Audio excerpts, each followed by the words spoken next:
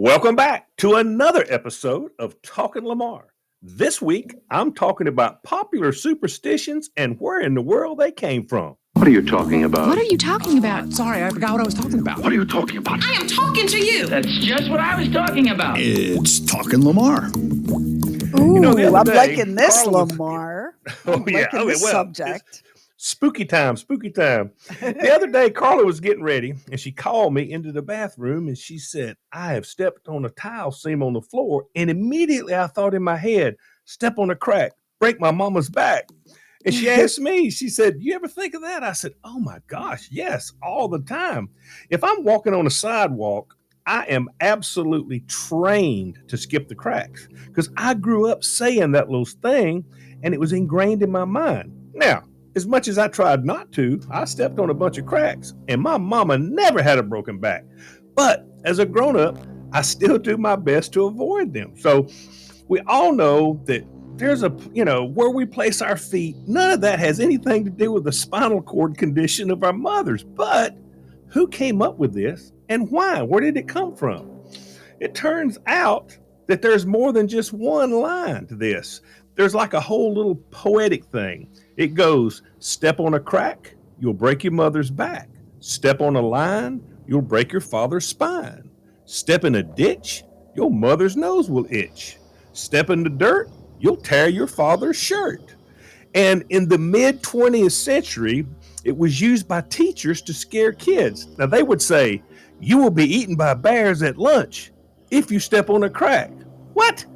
That doesn't scare me. It don't even rhyme. What good is that? I mean, if you're not rhyming it, I don't even know. You're a teacher. How are you doing that? That shouldn't be scaring anybody. But so that was where that comes from. The other one I looked up was breaking a mirror. It brings 7 years bad luck. Now, the ancient Romans believed that human life renewed itself in 7-year cycles.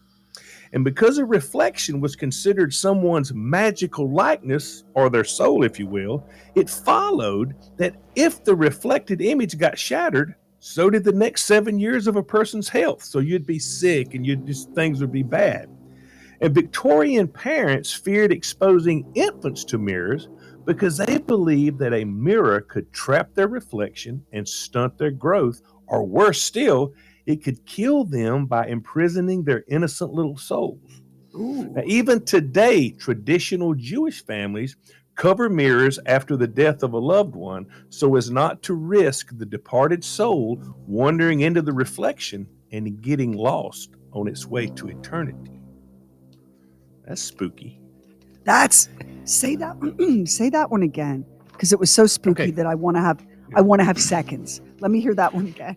Even today, right now in modern times, traditional Jewish families, if somebody dies and everybody comes to the house to visit, they cover the mirrors all in the house after the death of a loved one so that not to risk the departed soul wandering into the reflection and getting lost on its way to eternity.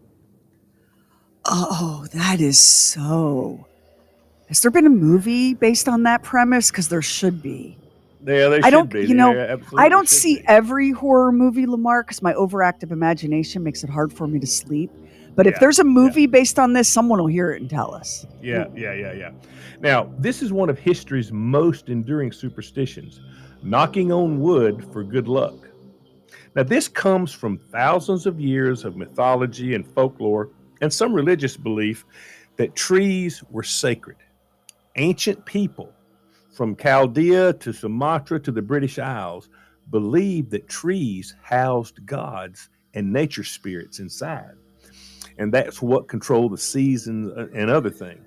People looked to get favors by putting their hands on the trunks of the sacred tree.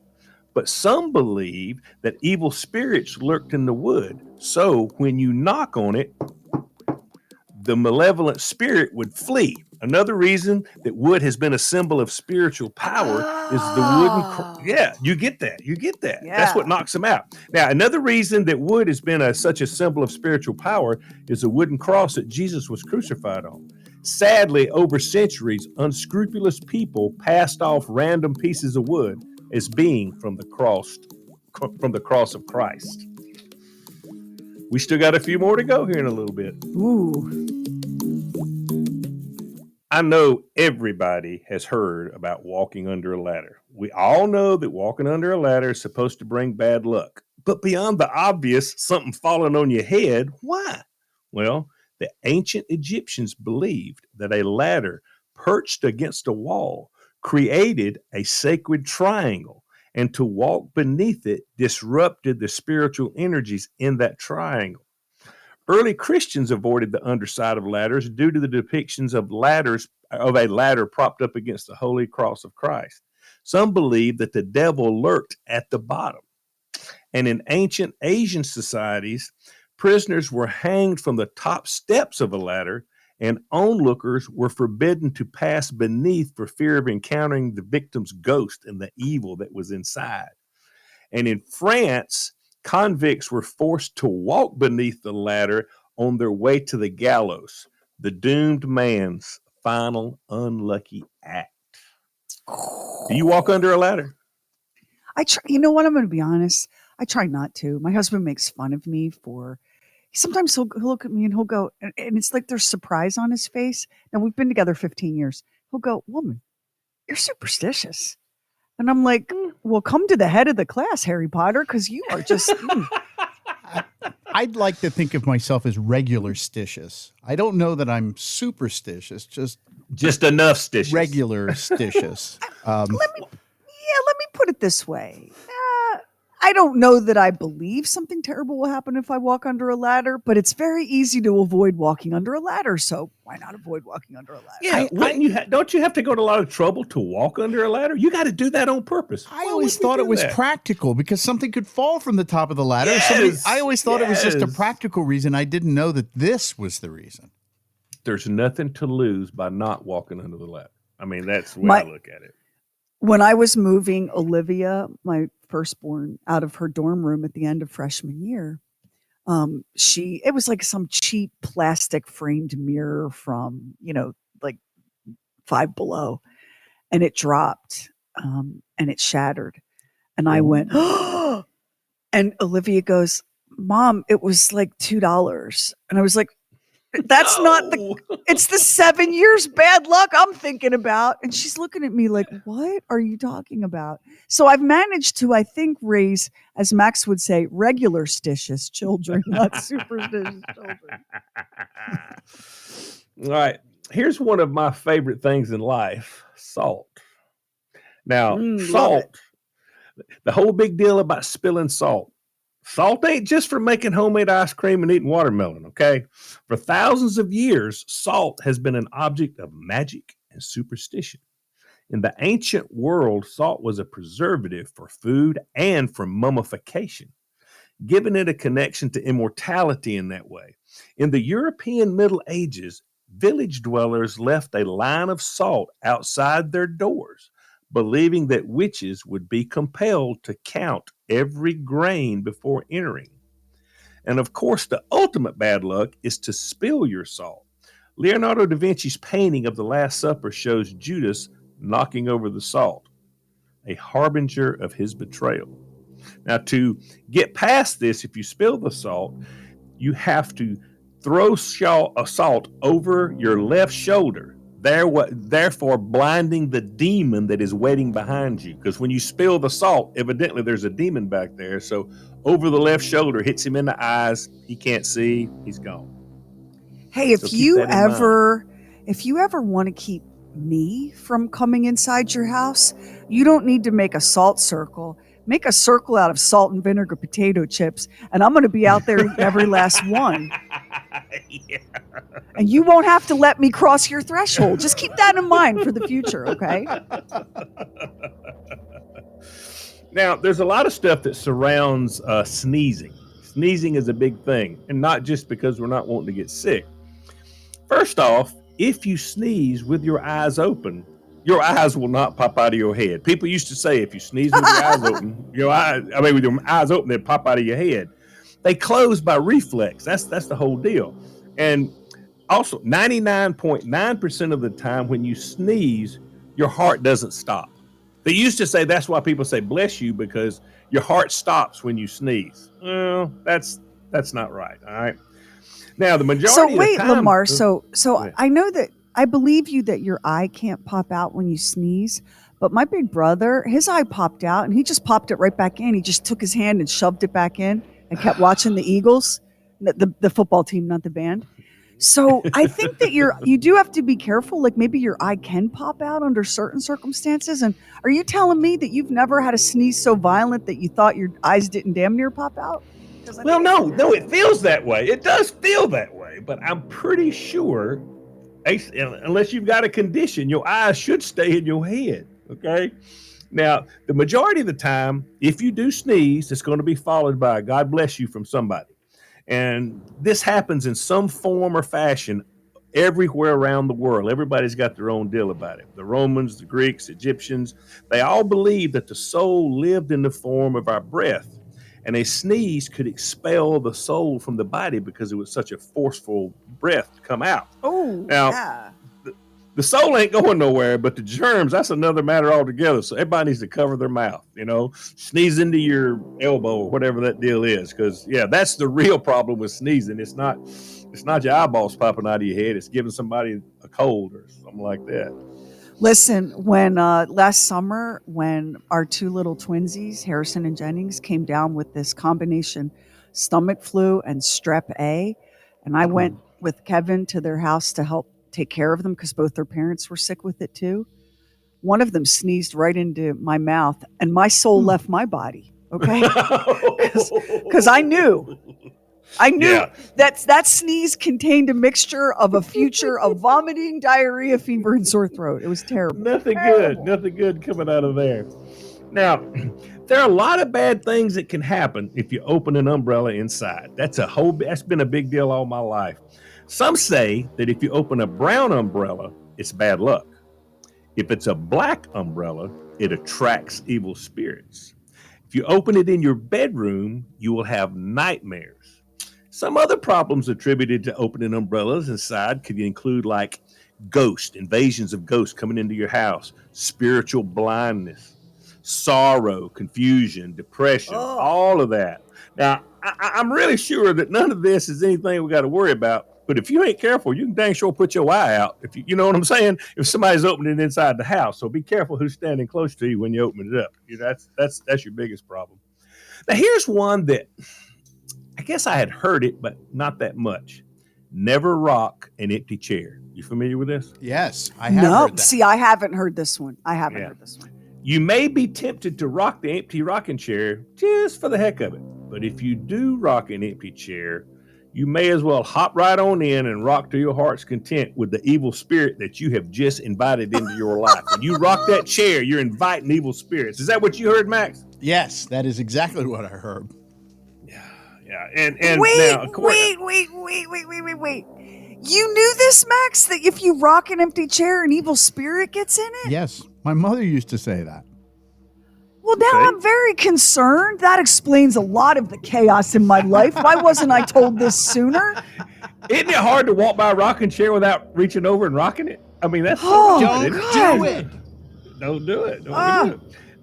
Now, according to another Southern superstition, in a different version, if you're standing up from a rocking chair that you allow to keep moving, see, like when you get out of the chair, you need to steady it with your hand when you get up. If you leave it rocking, that means you'll get sick within the next year. So, Max, have you heard that? Or just no, I haven't heard that one before. Yeah. All right. Hey, now, this is one that everybody talks about. A black cat crossing your path is unlucky. Now, the ancient Egyptians, they loved cats. They revered them. I mean, everything was great. Linking the sleek companions with deities, women, and a prominent place in the household, cats were they were the king. I mean, they really were.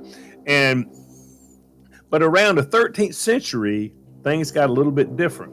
When Pope Gregory IX issued a warning against having or associating with cats, he portrayed the felines as Lucifer in disguise, cavorting with their witches to place curses on everything while purring beside a bubbling witch's cauldron. All the stuff that we've seen in Halloween pictures, this is where it's coming from. They're all hanging out with the witches and stuff. Now, I'm going to be the first to say, Cats can have an aloof attitude. Some may even say condescending. But Satan, nah, they ain't Satan. So I don't know where all that come from. I'm not going for that. I have 4 of them surrounding me right now, and they wouldn't make Satan's minor league C-level team. They are so ridiculous. Between the 4 of them, they don't have 1 ounce of cunning or evil or anything else going for them. And Max can back that up. I took care of them for a week. They're kind of hapless. They're like, you know what they're like? They're like if you had a stuffed animal that was clumsy and not very bright. That's what they are. Now, everybody knows the number 13 is unlucky, or at least 10% of the U.S. population fears it. 10% fears Friday the 13th or the number 13 when it comes to dates for weddings or travel or any kind of occasions. Some high-rise buildings don't contain a 13th floor, which doesn't make any sense because that means either the 12th or 14 is the 13th floor. But anyway, they don't put it on there. Now, some people speculate that the fear of 13 stems from Judas Iscariot's arrival as his 13th guest at the Lord's Supper. Others talk about the superstition to the ancient Norse god Loki. I think this is a different Loki than one that we watch on the Disney movies, but still.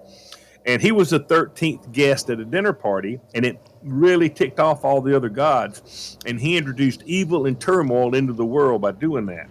Sort of like if Bob goes to a cocktail party. You know what I'm saying?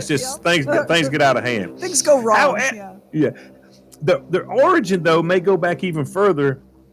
Some ancient civilizations, they use number 12 as their perfect number. You know, that's still around today, I guess. A lot of people use that as a perfect number. But in calendars and measurements and casting a shadow over any other number, number 12 was it. And so number 13, which came right after it, became the unlucky number. So I don't think too much about 13. That's not a concern.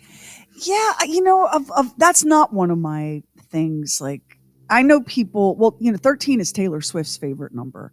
And so there's so many Easter eggs in all of her songs and stuff with the number 13. I know people that are really freaked out about it. Like, oh, you know, if there's 13 cookies or whatever. Listen, if you have time to count the cookies before you eat them, you are a higher level order of being. Like, what? When I first fixated on that, I mean, are you freaked out by the number 13? No, I'm not. Max, does it bother you? No, in fact, I have used the number 13 before for different things because I like the number 13. I worked with a guy at Budweiser years and years ago when I hadn't worked there for long. He'd been there forever. He's already retired. In fact, he's passed away now. But he would take a sick day on Friday the 13th. He wouldn't work. And when he went in to take an order from somebody, if they ordered cases that amounted to 13, he wouldn't do the order. They either had to take one off the order or add one to the order. If they didn't have the money to add one to the order, he would pay for the case of beer and get the money the next week. But he would not make an order for 13 cases. That's crazy. He's serious. I mean, he was serious about that. He really was. I've got a few more random ones here at the end that I'm pretty happy with. Never close a pocket knife you didn't open because you'll have 7 years of bad luck. I'd never heard that before. Oh my gosh. I've heard that all my life. If Carla asks me for my pocket knife, I always take it out, I flip it open, and I hand it to her. And when she starts to hand it back, if it's closed, she has to open it back up. I won't take back. However I hand it is how I got to get it back. That's always been a deal. Well, I'm just saying. Also, you should always exit through the same door that you come in. They say that's bad luck. I've heard you that come in one the front door. Too. Yeah, exactly. And of course, one that we all live by here in the South, if you eat black-eyed peas and collard greens with pork on New Year's Day, you will have more money in the new year. Now, y'all all heard that, correct? My friend Uncle Sparkles introduced me to that a very, very long time ago. And so I try to do that. I try to make that a tradition. on New That's good. Year's. That's good. My That's Austrian grandmother said it was, I think, pork and sauerkraut that we used to do on New Year's Eve, and then you'd have money all year long. Yeah, that's right. I'm afraid not to do it because I ain't got much to start with.